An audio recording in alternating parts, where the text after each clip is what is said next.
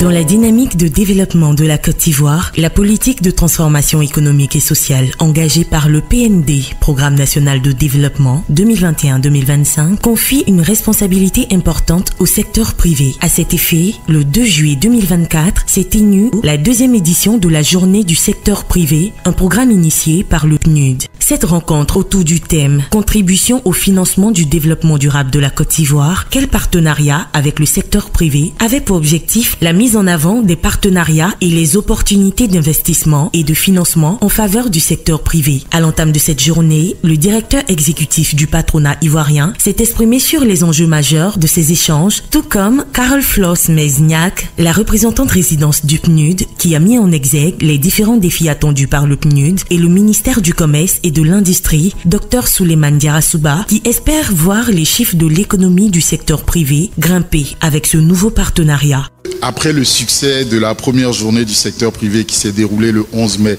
2022, le secteur privé, de concert avec le PNUD, n'a ménagé aucun effort pour l'organisation de cette seconde édition.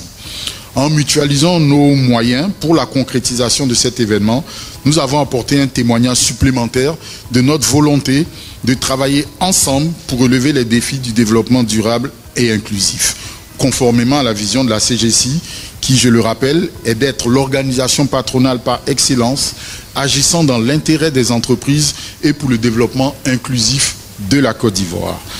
Cette année, nous avons jugé important de discuter de nouveaux défis qui ont émergé ou se sont accentués ces 4 dernières années, marqués par des crises pour les entreprises, les gouvernements, mais aussi pour l'humanité tout entière. Nous avons initié cette journée du secteur privé qui, à notre avis, est une opportunité unique pour le gouvernement et le patronat d'échanger sur des sujets cruciaux qui catalysent ou entravent le développement des entreprises. Ce genre de rencontres vous permettent en fait, chers amis du secteur privé, d'avoir les informations les plus pertinentes, les plus précises, savoir comment et où aller chercher les fonds verts pour le développement de vos entreprises. Le développement durable est l'affaire de tous les acteurs, l'administration publique, le secteur privé et les partenaires techniques et financiers,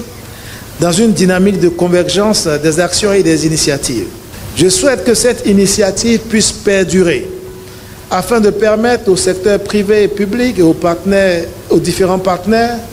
de se rencontrer et échanger sur les défis majeurs pour un secteur privé plus compétitif et plus performant. À travers 3 sessions plénières et des panels enrichissants, le secteur privé a bénéficié de plusieurs études du PNUD pour l'aider à saisir les opportunités d'investissement et contribuer activement au développement durable. La première visait à proposer des outils de financement dans le secteur privé. La deuxième session plénière était basée sur la résilience des entreprises en thème de crise, cas de la crise russo-ukrainienne et la crise CDA au Mali. Quant à la troisième et dernière session plénière, il a été question des RSE et opportunités des financement vert pour le secteur privé. Cette belle journée de la deuxième édition du secteur privé s'est achevée par la session de clôture avec le discours et la lecture des recommandations du représentant résident de l'ONUDI, Tidiane Boy, pour qui la seule des questions de durabilité reste au compte de tous, mais principalement des entreprises.